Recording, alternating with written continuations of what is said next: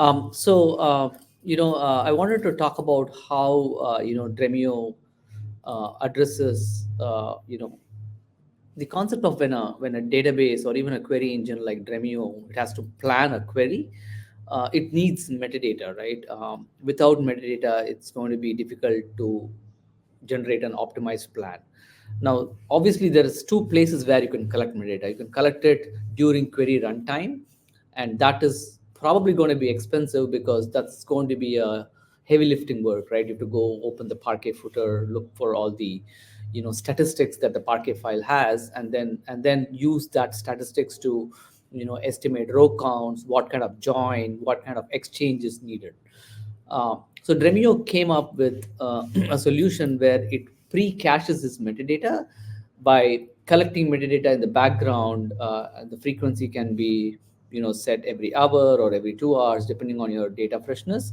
Or you can also do ad hoc, on-demand metadata collection.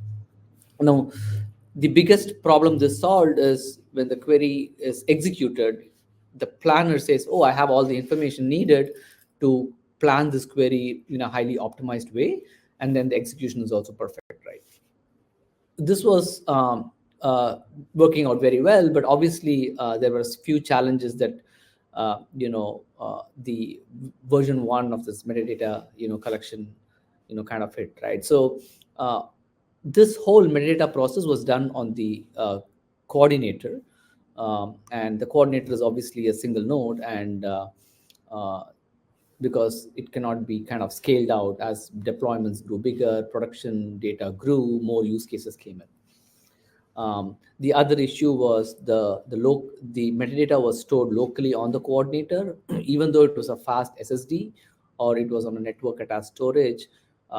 It was again a single point of failure, right? Like, so if your local disk crashes, then your Dremio is obviously metadata layer is absolutely needed to plan the query. So until you restore the backup and bring back Dremio, that uh, the metadata layer is not available.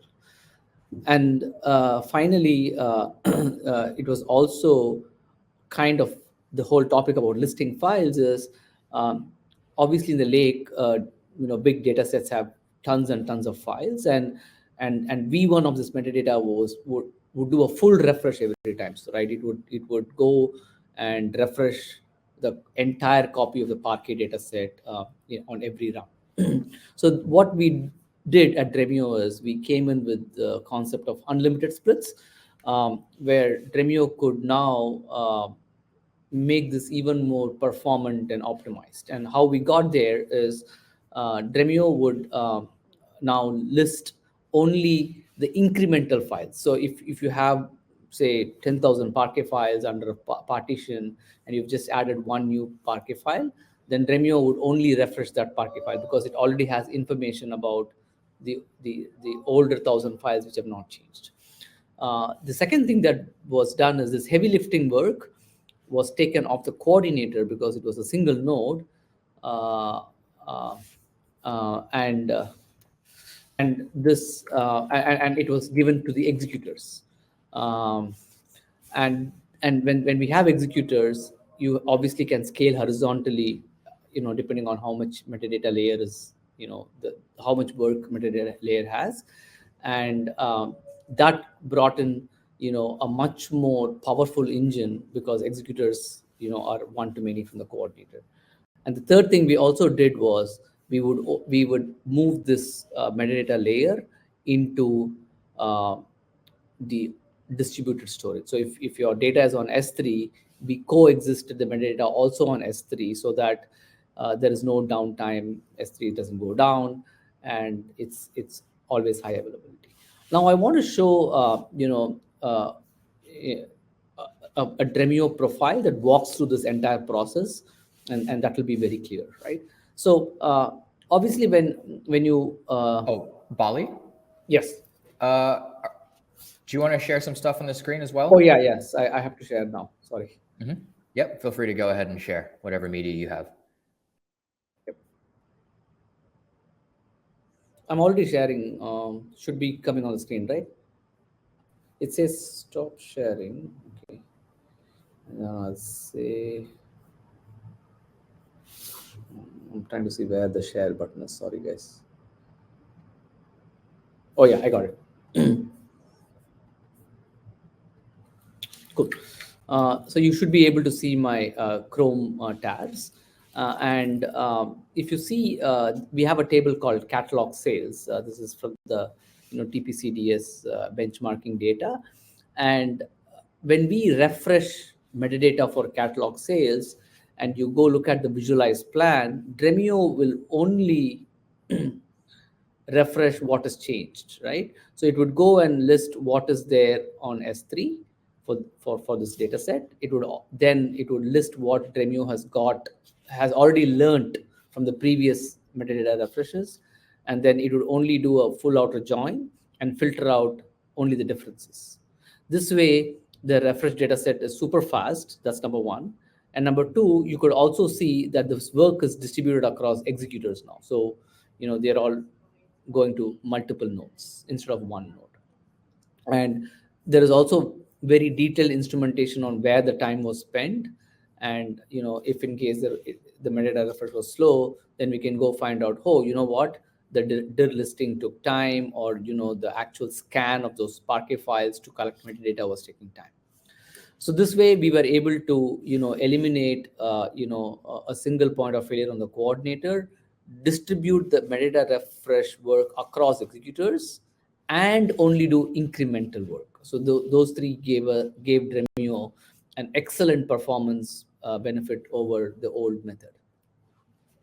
Now what we want to do next is we want to look at a profile where Dremio actually, I'm actually running this query on a partition column. So this column is a partition column in Parquet, and there is also another column which is a non-partition column, and which is also used as a filter clause. And we want to see if how Dremio uses Iceberg and how the metadata was calculated for this, and the query performance was optimized by using partition pruning, right? So if you go look at the planning tab, which gives all the details about how the query was planned, you can see that there is something called as an Iceberg manifest list table, right? So I think some time back somebody gave a in the in-person presentation about the Iceberg flow, where there are two types of files in the Iceberg flow. Is the manifest list file, which actually stores the paths to the manifest files. But not only that, it also stores the max and min partition values in each of these manifest files. So what wound up happening here is Dremio used that information, and if you can go look at the profile here, it will actually tell you the manifest list filter expression is for the partition column, right? So we are applying the max and min here, so that if there are 20 manifest files, because we have the max and min partition values we are applying on each of these files, Dremio would probably only read 2 out of those 10 manifest files. And I'm also going to show you how we're going to see how many manifest files and data files we read. Then using that information, Dremio again applies the filter. So you can go look at the manifest read, which is again in the Apache Iceberg flow, where it applies this filter to the manifest files. Now the manifest files contains paths to the data files. Not only that, it also contains the different partition values in each of these data files. Because that information is stored and this is applied to the manifest files, Dremio will say, oh, there are 2000 data files, but this partition value only exists in 2 files, for example, and Dremio will only read those 2 files. So any filter you see in the manifest list scan and the manifest scan, which you can see the filter again, the same filter, are actually partition values. So if you look at the column name, you can say that it's the partition values. But if you remember in my query, I also gave another column name. Now, where is that column name, right? So let's look at that. So if we go back to the planning tab now, and you go to the actual Parquet scan, it's again called table functions, a little confusing, but we if you look at the table operator 105, you can actually see the table name, obviously, because if you go to the right, you can see the table name which we just used, catalog sales. But in the scan, you can actually see the second filter. Now, this is not partition pruning, as everybody may know, and this is, some people call it as predicate push down or filter push down. Now, what is the difference, right? So the difference is, in partition pruning, we don't even touch those files or directories. We just completely ignore them. But in filter push down, we have to actually open the Parquet footer, look at those values on the Parquet statistics of max and min, and then basically we can either prune the file completely if that value does not exist, or you can prune some row groups or prune some pages.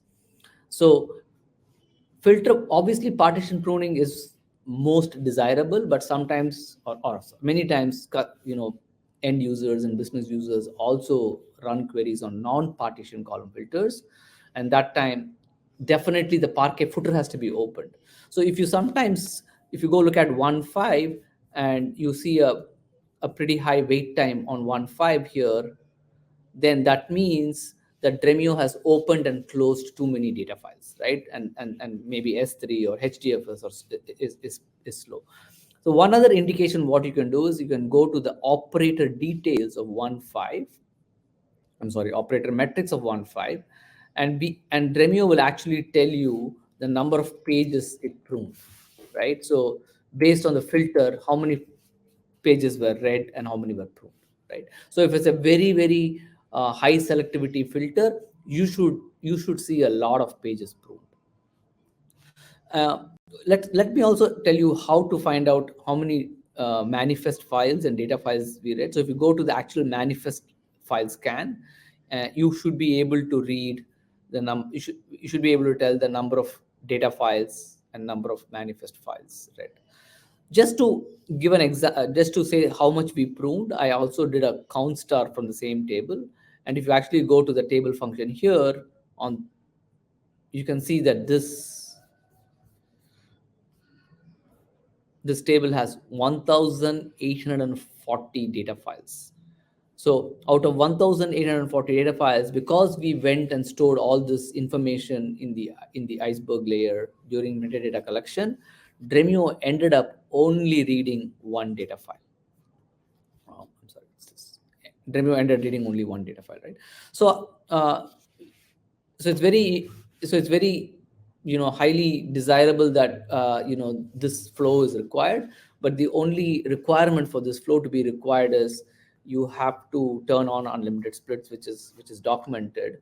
And the second thing is the file format to take advantage of this has to be either Parquet, or it has to be ORC, which is another columnar format, file format, and or Avro.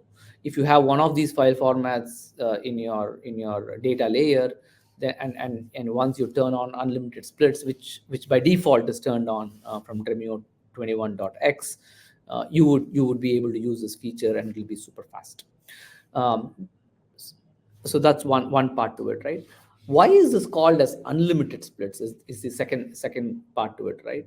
So going back to the old flow where Dremio would do all the metadata work on the coordinator, Dremio was dependent on the source row group size, the Parquet row group size, to calculate the number of splits. So when you say splits, it actually helps in parallelism and uh, how many readers we can deploy for the scan, just like any Hive or Spark jobs. I think in Hive also there's Hive splits. Now, what that wound up happening is if for some reason there are too many small files and there are too many splits.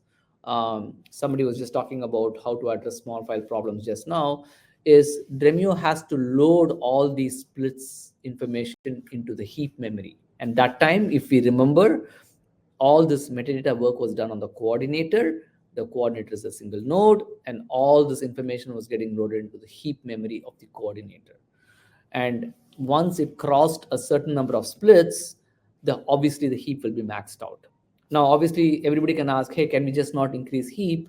Now, obviously, we all know that when you start increasing heap, then you start running into garbage collection and long GC pause times.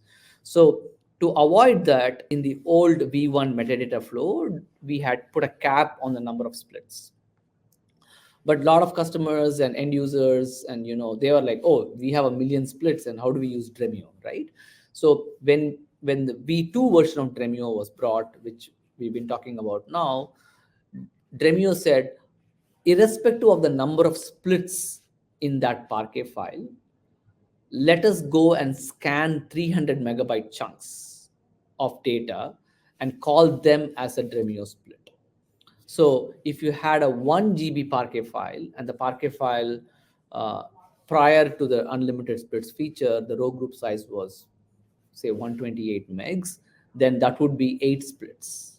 But with the new Dremio version, now Dremio is scanning 300 megabyte chunks, it is only 3 splits. So Dremio said, now I'm able to open up the gates and have unlimited splits.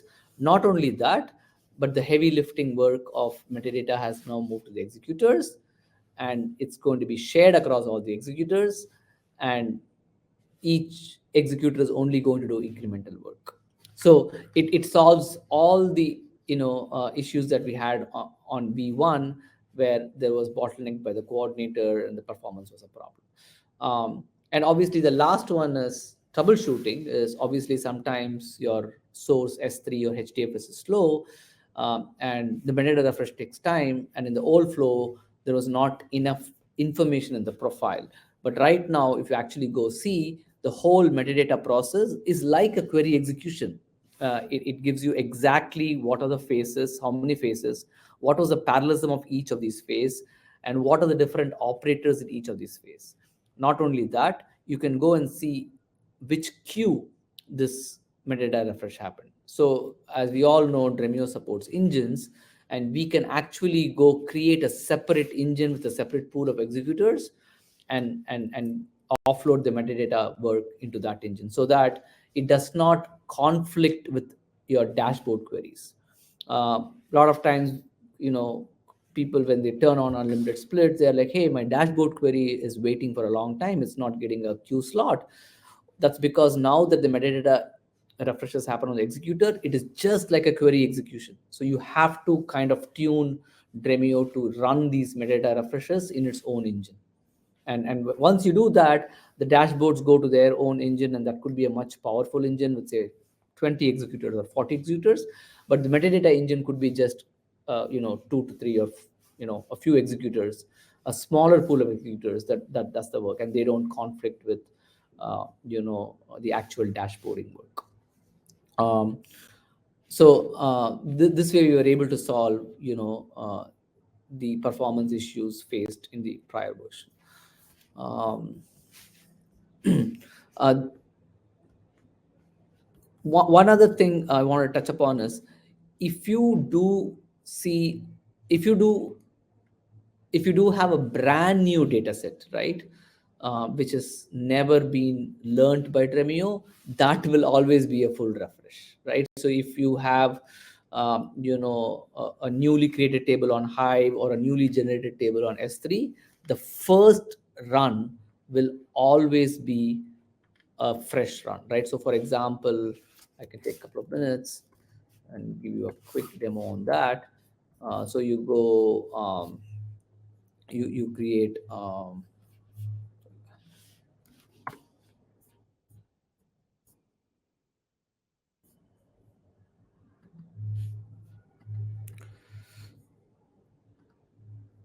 and so let me go and forget metadata on this, so that Dremio removes it.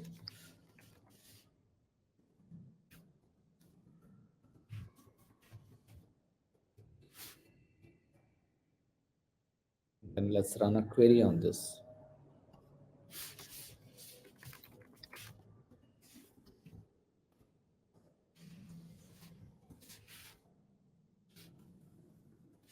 So this is a brand new data set now. I forgot metadata, and Dremio kind of, has to learn the metadata on the fly. So if you go look for the internal job, which is a refresh data set, you would now see that, I'm sorry, this is a fresh. So you see that you don't no longer see the hash join and the iceberg listing, because Dremio does not have any listing for it. So Dremio just goes and does a full refresh. So for a really big table, the first time Dremio is going to learn in the new flow could be time consuming, but then after that, everything should be incremental and super quick. I think that's all I had to cover